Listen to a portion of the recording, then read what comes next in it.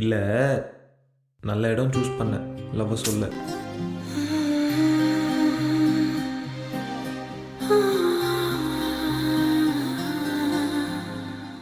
I love you two.